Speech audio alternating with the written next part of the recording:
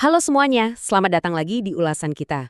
Langsung aja ya, pernah kebayang nggak sih kalau bahan-bahan simple yang ada di dapur, mungkin bahan yang baru aja Anda pakai buat bikin sarapan tadi pagi, ternyata bisa jadi kunci penting buat revolusi pertanian berkelanjutan? Nah, di paparan kita hari ini, kita bakal melihat bukti nyata dari sebuah desa yang berhasil mengubah cara mereka ngerawat tanaman cuma pakai sains sederhana dan barang-barang rumah tangga biasa. Menarik kan? Kita mulai dari akar masalahnya dulu, yang juga disorot dalam penelitian dari Universitas Riau ini. Coba pikirin deh, pemakaian pupuk kimia terus-menerus, apalagi dengan dosis yang makin naik tiap tahun, itu justru bikin tanah jadi keras dan merusak keseimbangan unsur haranya. Ini siklus ketergantungan yang bahaya banget. Kita ngasih makan tanaman buat panen hari ini, tapi tanpa sadar kita lagi ngerusak tanah buat generasi besok. Bumi kita bayar harga yang mahal banget untuk ini. Terus, gimana caranya kita keluar dari siklus perusak ini? Hari ini kita bakal bedah lewat 5 poin utama. Pertama, masalah pupuk kimia.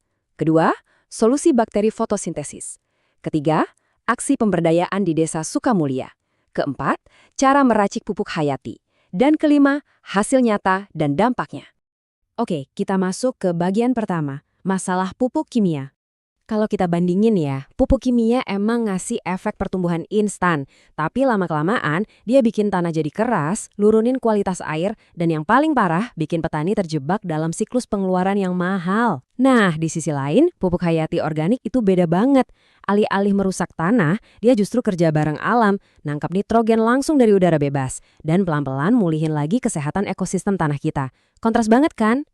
Lanjut ke bagian kedua dari paparan kita. Solusi bakteri fotosintesis. Kenalin nih, pahlawan mikroskopis kita hari ini, Synechococcus pp. Iya, namanya emang agak ribet, tapi intinya dia ini sejenis cyanobacteria bersel satu. Jangan pusing sama nama ilmiahnya. Yang perlu Anda tahu, bakteri ini pada dasarnya adalah pabrik pupuk alami yang jalan terus-menerus. Dia nggak cuma bisa fotosintesis, tapi juga punya kemampuan luar biasa buat nangkap nitrogen bebas langsung dari udara. Bayangin aja, dia ngambil gas nitrogen di sekitar kita, terus diubah jadi nutrisi siat saji buat tanaman. Keren banget kan? Cara kerjanya tuh bener-bener efisien. Dia nggak meracuni tanah pakai bahan kimia, tapi hidup sebagai pupuk hayati. Setelah nangkap gas nitrogen dari atmosfer, dia nempel dan kerja bareng tanaman. Seringnya langsung di permukaan daun. Di situ dia ngebantu banget proses fotosintesis dan ngasih nutrisi esensial yang dibutuhin buat pertumbuhan. Ini tuh simbiosis biologi yang super cerdas.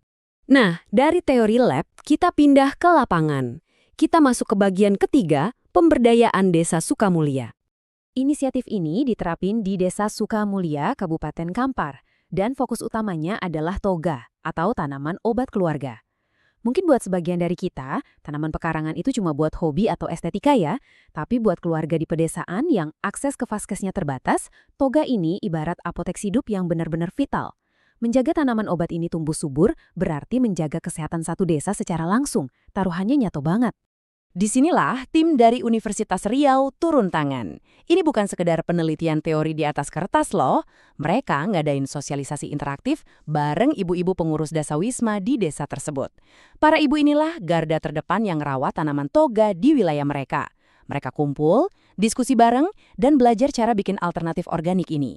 Keterlibatan aktif kayak gini nih yang bikin sains bener-bener kerasa manfaatnya di masyarakat. Terus, apa rahasia yang diajarin keluarga?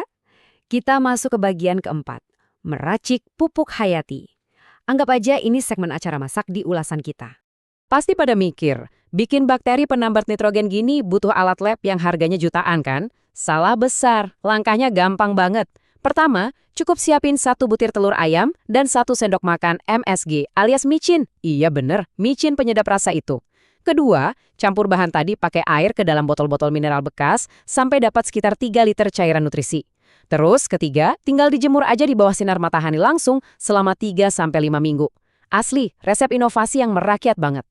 Coba lihat deh, dari botol plastik bekas yang cuma digantung dan dijemur matahari, seiring waktu bakteri Synechococcus p di dalamnya bakal terus berkembang biak dan warnanya bakal matang. Ini bukti paling nyata kalau bioteknologi tepat guna itu nggak melulu soal hal yang ribet atau mahal. Sangat mudah diakses, ramah lingkungan, dan siapa aja, di halaman rumah mana aja, bisa banget bikin sendiri. Kalau Anda penasaran seberapa irit sih pupuk ini, jawabannya kebangetan iritnya. Buat aplikasinya, Anda cuma butuh sekitar 10–15 ml. Ya kurang lebih 1 sendok makan lah, buat dilarutin ke setiap 1 liter air. Artinya, 3 liter cairan bakteri yang dibikin dari sebutir telur sama sesendok micin tadi bisa dipakai berkali-kali buat nyuburin ratusan tanaman. Efisiensinya nggak main-main. Oke, sekarang kita sampai di bagian akhir untuk melihat kesimpulan ceritanya. Hasil nyata dan dampaknya. Akhirnya, pupuk yang udah berhasil diracik tadi langsung disemprotin warga ke dedaunan tanaman obat mereka.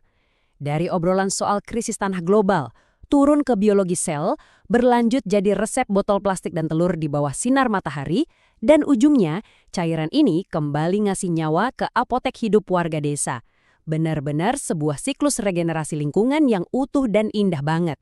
Dampak dari program ini luar biasa. Bukan cuma soal tanaman yang tumbuh lebih hijau, tapi soal ngebuka wawasan. Warga jadi melek soal praktik pertanian organik dan antusiasme mereka tinggi banget. Secara finansial, mereka juga bisa nekan pengeluaran karena nggak perlu lagi beli pupuk kimia buatan.